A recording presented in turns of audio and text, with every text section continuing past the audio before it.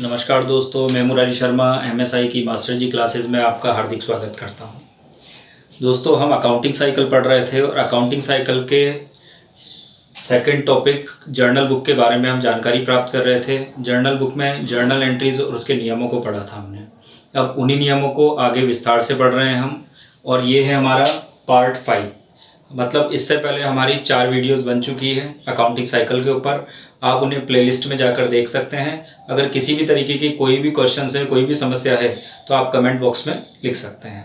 तो आज स्टार्ट करते हैं हम जर्नल एंट्रीज को और विस्तार से पढ़ना। इससे पहले वाली क्लास पार्ट 4 में हमने पढ़ा था कि किसी व्यक्ति को पैसे देना और किसी भी व्यक्ति से पैसे लेने की एंट्री किस तरीके से की जाती है, या कोई भी फिक्स्ड एसेट्स जो व्यापार को ऑपरेट करने के लिए, मतलब बिजनेस को ऑपरेट करने के लिए चलाई जाती है, खरीदी जाती है, तो उनकी एंट्रीज किस तरीके से की जाती है, और जब वो पुरानी हो जाती है तो उनको बेचना हो तो किस तरीके से उनकी एंट्री होगी। और आज हम पढ़ने जा रहे हैं जो सभी बिजनेस में, जो ट्रेड बिजनेस होते हैं, उन सभी के अंदर मोस्ट चीज़ें हैं, जैसे माल खरीदना और माल बेचना। तो आज हम पढ़ेंगे विक्रय और क्रय की एंट्रीज। तो ध्यान दीजिए, पहले से हमने नियम लिखे हुए हैं। Rules of journal entry. Rules of journal entry के अंदर personal account, real account and nominal accounts के दो नियम हैं जो डेबिट और क्रेडिट को डिफाइन करते हैं। पर्सनल अकाउंट का नियम पाने वाले को डेबिट करें और देने वाले को क्रेडिट करें। रियल अकाउंट का नियम है आने वाली वस्तु को डेबिट करें और जाने वाली को क्रेडिट करें। नॉमिनल अकाउंट कहता है खर्चे और हानियों को डेबिट करें, आय और लाभ को क्रेडिट करें। तो इन्हीं नियमों के आधार पर हम पढ़ते हैं कि आगे जर्नल एंट्रीज किस तरीके से बनाई जाती है। तो उदाहरण लेते हैं हम। माल खरीदा,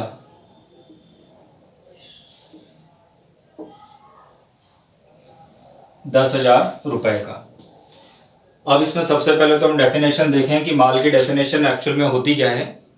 मैं आपको स्टार्टिंग में इनकी जो पारिभाषिक शब्दावलियां पढ़ाई जाती है वो नहीं पढ़ा रहा। क्यों? क्योंकि हम उदाहरण के माध्यम से इनको समझेंगे। जैसे माल आ गया, माल को इंग्लिश में कहते हैं गुड्स। और गुड्स क्या होता है? जिसमें भी व्यापारी डील करता है उसे गुड्स कहते हैं। फॉर एग्जांपल, एक मोबाइल वाले के लिए जितने भी मोबाइल्स हैं जो उसने बेचने के लिए खरीदे हैं, वो सभी क्या कहलाएंगे? आपके गुड्स कहलाएंगे। और जब उनको खरीदा जाएगा तो उसको माल खरीदना बोलेंगे, जिसे हम परचेज कहेंगे। और उसी चीज को जब बेचा जाएगा तो उसे सेल से डिफाइन किया जाएगा। तो माल की डेफिनेशन आपको समझ में आ गई हुई, जिसमें व्यापारी व्यापार करता है। तो माल खरीदा। अब यहाँ पर वही हमें 2 चीजें अंडरलाइन करनी है, क्योंकि एक को डेबिट करना और एक को क्रेडिट। तो इन तीनों अकाउंट्स में से कोई भी अकाउंट हो सकता है। तो देखते हैं, माल खरीदा, ये पूरा का पूरा क्या है? परचेज। और परचेज को हम किसके अंदर रखते हैं? रियल अकाउंट के अंदर। ये जो ₹10,000 हैं, ये भी क्या है? हमारे रियल अकाउंट। क्योंकि हमने इससे पहले वाली वीडियो में समझा था कि खातों की पहचान किस तरीके से की जाती है। आप हमारे उस वीडियो को जाकर देख सकते हैं। तो माल खरीदा ₹10,000 का, ₹10,000 है, इसलिए इसे रियल अकाउंट कहा गया। और माल खरीदा तो कोई ना कोई वस्तु आ रही है, इसलिए उसे भी रियल अकाउंट कहा गया, कोई वस्तु है वो। अब नियम क्या कहता है? वस्तुगत खाते का आने वाली वस्तु को डेबिट करें और जाने वाली वस्तु को क्रेडिट करें। तो माल खरीदेंगे तो वस्तु आएगी, इसलिए इसको क्या करेंगे हम? डेबिट। और पैसा जाएगा तो इसको करेंगे हम क्रेडिट। इसकी एंट्री बनती है आपकी परचेज अकाउंट डेबिट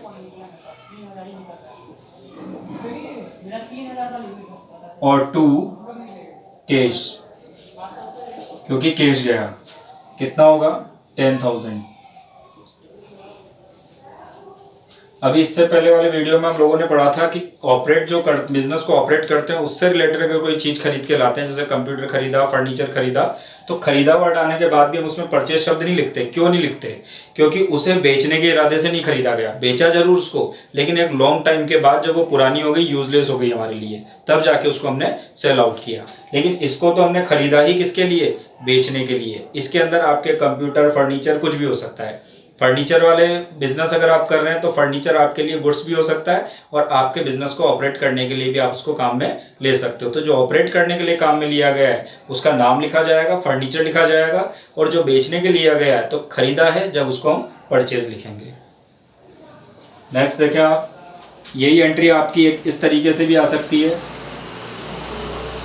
रमेश से माल खरीदा 10,000 रुपये का। अब यहाँ देखें, यहाँ भी अंडरलाइन करते हैं। तो एक तो व्यक्तिगत खाता नजर आ रहा है हमें, एक माल खरीदा वस्तुगत, और एक और आपको पैसे भी नजर आ रहे हैं।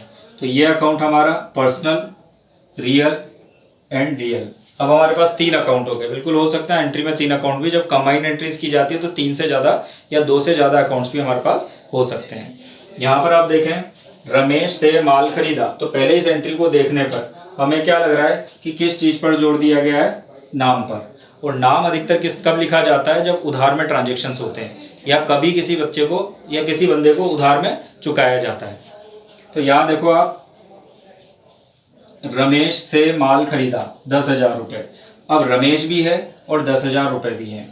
अब बच्चे बोलते हैं कि जब हमारे पास 10,000 रुपये यहाँ पर हैं तो हमने नकद में माल खरीदा है, लेकिन ऐसा नहीं है। जब भी जैसे हम गाड़ी फाइनेंस करवाते हैं तो हम कुछ डाउन पेमेंट करके आते हैं, लेकिन पूरा पेमेंट करके नहीं आते। या हम कोई उधार में भी अगर कोई चीज़ लेके आते हैं तो क्या होता है, हमें उसकी रेट तो मालूम होती है। तो यहाँ पर आपका ओरिजिनल बिजनेस में तो आपको मालूम होगा कि कौन बंदा उधार लेके गया, कौन नगद में लेके गया है। लेकिन यहाँ पर कैसे पता चलेगा, अगर लिखा हुआ है तो लिखे हुए में जब भी किसी का नाम आ जाए, ठीक है, और यहाँ पर कहीं पर भी नकद शब्द लिखा हुआ ना आए, तो हम इसको क्या मानेंगे कि ये ट्रांजेक्शन उधार का ट्रांजेक्शन है। और जब उधार का ट्रांजेक्शन होगा तो नियमों में हम अमाउंट पर नियम नहीं लगाएंगे। अमाउंट लिखेंगे तो सही, क्यों? क्योंकि कितने का माल खरीदा गया, कितने का माल बेचा गया, वो क्वांटिटी या वो वैल्यू आपके पास होनी चाहिए। तो यहाँ पर रमेश से माल खरीदा, तो रमेश यहाँ पे देने वाला है, इसलिए इसको करेंगे हम क्रेडिट, क्योंकि देने वाले को क्या किया जाता है, क्रेडिट। माल खरीदा, तो माल क्या है, आने वाली वस्तु है, खरीदेंगे तो आएगा, और आने वाली वस्तु को क्या करेंगे हम, डेबिट। तो यहाँ पर एंट्री बन जाएगी परचेज अकाउंट डेबिट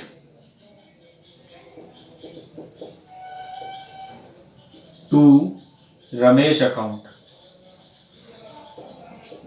जहां पर रमेश देने वाला व्यक्ति है, और वही 10,000। तो होप है आपको एंट्री समझ में आ रही होगी। अगर एंट्री में कहीं पर भी कोई भी प्रॉब्लम आती है तो आप कमेंट बॉक्स में अपना क्वेश्चन लिख सकते हैं। नेक्स्ट आता है हमारा थर्ड। इसी एंट्री को लेते हैं। अगर ऐसा लिखा हुआ है, रमेश से नगद माल खरीदा, और अमाउंट वही है हमारी 10,000 रुपीज। ठीक है, वैसे अकाउंटिंग के अंदर इस तरीके से लिखना गलत माना जाता है, लिखा इसी तरीके से जाता है। ये जो मिलाकर लिखा हमने, ऐसा ना लिखें आप भी, ये हैबिट में आ रहा है, इस वजह से लिखा जा रहा है इस तरीके से। देखो, रमेश नगद माल खरीदा और रुपए। अब यहाँ पर भी हमारे पास क्या है, 4 अकाउंट हो गए। पर्सनल अकाउंट, रुपए है इसलिए रियल, माल है इसलिए रियल, और रुपए है इसलिए रियल। अब क्या होता है कि जब भी नाम भी आ रहा है यहाँ पर और नगद शब्द पे भी जोड़ दिया गया है, तो हम किसको ज़्यादा प्रेफरेंस देंगे, नकद शब्द को, क्योंकि अलग से लिखा गया है, नगद या नकद, और इसको हम हटा देंगे यहाँ से। तो जब हमें कोई पैसा दे गया या हमने माल खरीद के किसी को पैसा दे दिया, तो अब हमें उसके नाम से कोई मतलब नहीं है। हमारे पास माल आ गया, उसके पास उसके पैसे आ गए। तो यहाँ पर ये दोनों भी कैश है, तो एक कैश को हटा दें, क्योंकि इसकी वजह से हमने इसको कैश ट्रांजैक्शन माना है। तो यहाँ आ गया नगद माल खरीदा, तो नगद माल खरीदेंगे तो जाएगा तो क्रेडिट करेंगे, क्योंकि जाने वाली वस्तु को क्रेडिट किया जाता है। और माल खरीदा तो माल आएगा, तो आने वाली वस्तु को डेबिट किया जाएगा। एंट्री बनेगी इसकी purchase account debit to cash account.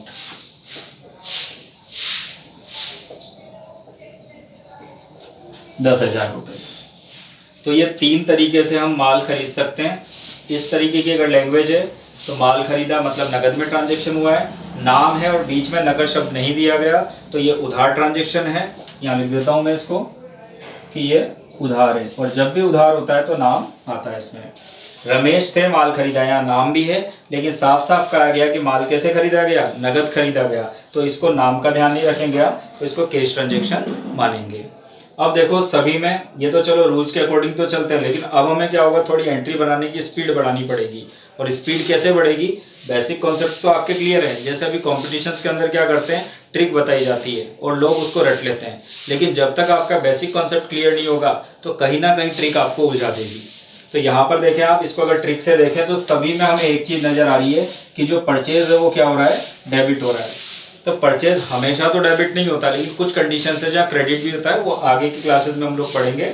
यहाँ पर हम देख रहे हैं कि परचेज सभी में डेबिट हो रहा है। इसका मतलब 80% या मैक्सिमम जब भी माल खरीदा जाता है तो परचेज शब्द आएगा, वो परचेज हमेशा क्या होगा, फिर डेबिट होगा।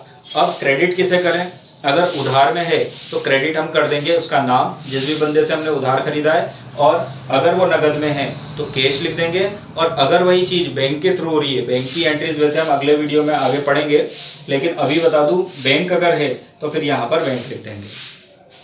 ठीक है।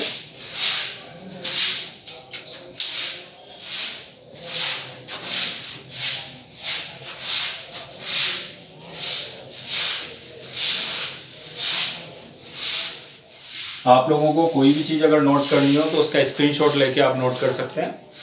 अब नेक्स्ट पढ़ते हैं हम, जो माल खरीदा उसको बेचना भी पड़ेगा हमें। तो अब बेचने में भी सेम वही होगा, माल बेचा 12,000 रुपये का, वही अंडरलाइन करें। एक तो माल बेचा पूरा आएगा और 12,000 रुपये आएंगे, ये हमारा रियल अकाउंट है। ठीक है, और ये भी हमारा रियल अकाउंट है। माल बेचोगे तो माल आएगा या जाएगा, जाएगा, इसलिए इसको क्या कर देंगे, क्रेडिट। और माल जाएगा। अब देखते हैं माल बेचने से संबंधित एंट्रीज कि सेल्स किस तरीके से किया जाता है, उसकी एंट्री कैसे करनी है हमें। सेल्स की एंट्रीज के लिए जैसे हमने परचेज की एंट्री करी उसी तरीके से लैंग्वेज बनेगी। माल बेचा 12,000। अब यहाँ पर भी हम दो चीज़ों को अंडरलाइन करेंगे। एक हमारा रियल अकाउंट है, माल बेचा क्योंकि किसी वस्तु को बेचा जाएगा। दूसरा भी हमारा रियल अकाउंट है, माल बेचा, रियल अकाउंट। माल बेचेंगे तो माल आएगा या जाएगा, तो आने वाली वस्तु को डेबिट और जाने वाली को क्रेडिट करें। तो माल जाएगा इसलिए इसको क्या कर देंगे हम, क्रेडिट। और पैसा, पैसा माल बेचने पर पैसा प्राप्त होगा इसलिए इसे करेंगे हम डेबिट। तो आने वाली वस्तु को डेबिट किया जाता है। इसमें सबसे बड़ी चीज़ ये ध्यान रखनी है आपको कि आपको खातों की पहचान करनी आनी चाहिए। नियम तो लिखे हुए हैं, ये याद हो जाएंगे, बार बार पढ़ोगे इनको, बार बार देखोगे तो याद तो हो नहीं है, लेकिन इनकी पहचान करना बहुत ज़रूरी है। तो यहाँ पर डेबिट वाली चीज़ को पहले लिखा जाएगा। डेबिट में हमारे पास कैश आ रहा है, तो कैश अकाउंट डेबिट टू, बेचने को बोलेंगे हम सेल्स अकाउंट, और कितना, 12,000 रुपये, 12,000। नेक्स्ट आता है हमारे पास, अगर उधार में बेचते हैं तो लैंग्वेज कैसे आती है, राहुल को माल बेचा। अमाउंट हम वही लेंगे क्योंकि हमें प्रैक्टिस मेनली लैंग्वेज की करनी है। राहुल माल बेचा और रुपए। जब नाम आ जाता है हमारे पास तो हम क्या करते हैं, जो रुपए वाला है उसको हटा देते हैं। तो राहुल पर्सनल, माल बेचा रियल, और ये भी रियल, तो रुपए वाले को हटा दिया जाएगा, लेकिन अमाउंट जरूर लिखी जाएगी, रूल्स नहीं लगाए जाएंगे इस पर।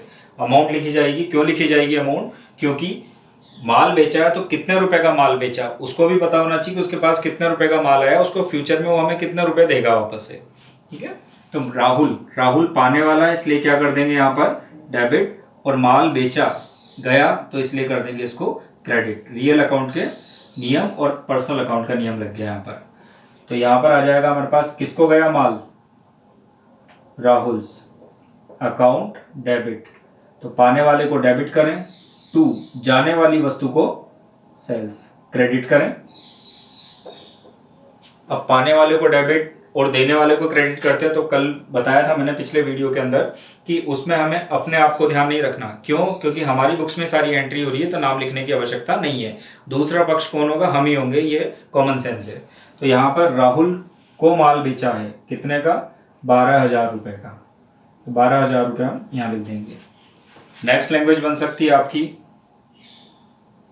राहुल को नगद माल बेचा, वही 12,000 रुपये का। यहाँ अंडरलाइन करते हैं, राहुल नगद माल बेचा और 12,000 रुपये। राहुल आ गया हमारा कौन सा अकाउंट, पर्सनल, नगद आ गया रियल, माल बेचा रियल, और ये भी रियल। अब यहाँ देखना हमें, यहाँ पर नगद स्पेशली दिया गया है, इस पे जोड़ दिया गया है, ठीक है। तो नगद हो तो आपको उधार का कंडीशन नहीं है, इसलिए नाम हटा दिया जाएगा यहाँ से, क्योंकि ये हमें पैसे देके चला गया राहुल और माल लेके चला गया।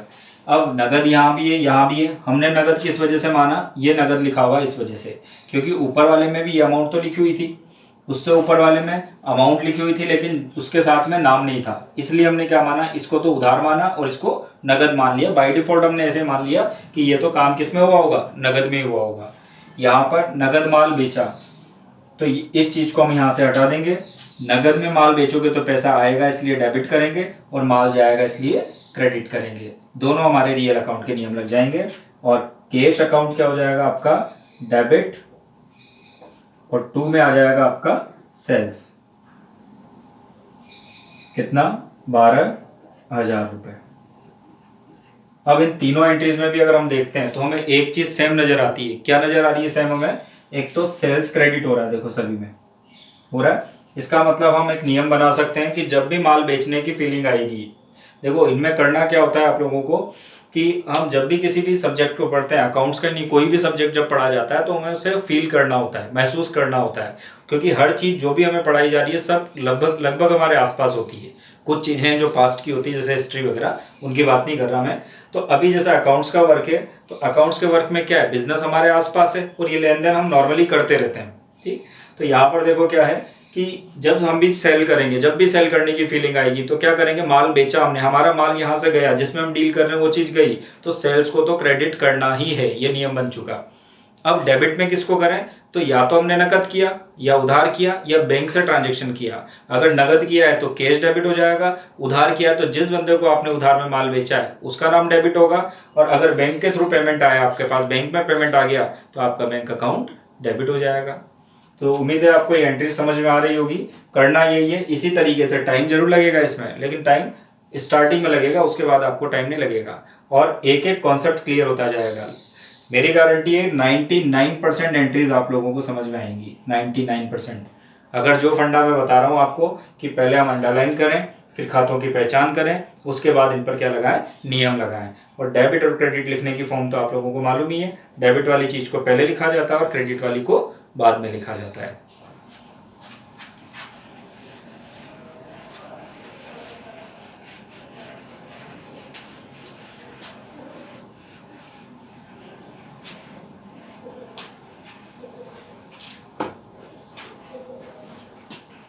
अभी हमने पर्सनल अकाउंट के रूल्स पढ़े, रियल अकाउंट के रूल्स पढ़ लिए, लेकिन अभी तक नॉमिनल अकाउंट के नियम नहीं आए हमारे पास। नॉमिनल अकाउंट वैसे थोड़ा सा टफ पड़ता है, लेकिन अगर आपको पर्सनल और रियल क्लियर है तो बचा कुछ आपका क्या होगा, नॉमिनल होगा। नॉमिनल अकाउंट्स में क्या आता है उसके बारे में हम कुछ एंट्रीज को सीखते हैं। जैसे वेतन दिया, वेतन को बोलते हैं सैलरी। 25,000 सैलरी क्या करी हमने, पेड करी। 20,000 सैलरी पेड करी, तो यहाँ भी दो अकाउंट ढूंढने हमें, एक तो आ गया वेतन और एक आ गया रुपए। जब भी हम किसी कोई खर्चा करते हैं तो वो नगद में ही होता है, उधार में होता है तब उसका नाम आता है बंदे का, हमें मालूम होता है कि उधार में ट्रांजेक्शन हुआ है। लेकिन जो काम हम कर चुके हैं, जिसका पेमेंट कर चुके हैं या जिसका पेमेंट रिसिप्ट कर चुके हैं, वो उधार नहीं होता, फिर तो नगद ही है।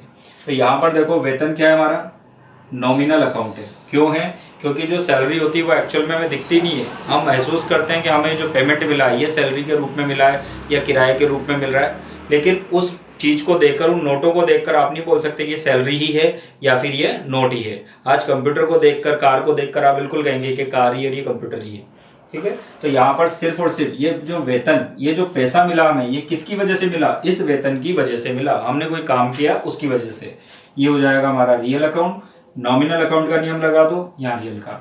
वेतन दिया, बिजनेसमैन क्या करता है, बिजनेस जो होता है वो वेतन लेता नहीं है, वेतन देगा ही। तो बिजनेस वेतन दे रहा है, इसलिए क्या हो गया उसके लिए, खर्चा, और खर्चों को क्या करते हैं हम, डीआर, तो इसको डीआर किया। ऐसे ही पैसा रियल अकाउंट है, तो आने वाली कि जाने वाली, मैक्सिमम लोग क्या सोचते हैं कि वेतन तो आता है हमारे पास, अरे आता नहीं है, आपका बिजनेस है, आप बिजनेस में क्या कर रहे हैं, वेतन दे रहे हैं, ठीक है, पैसा दे रहे हैं। तो ये पैसा आपके पास से गया, इसलिए इसको करा हमने क्रेडिट। एंट्री बनेगी आपकी सैलरी अकाउंट डेबिट टू क्या गया, कैश, तो कैश अकाउंट कितना 25,000। इसी तरीके से हमने किराया चुकाया,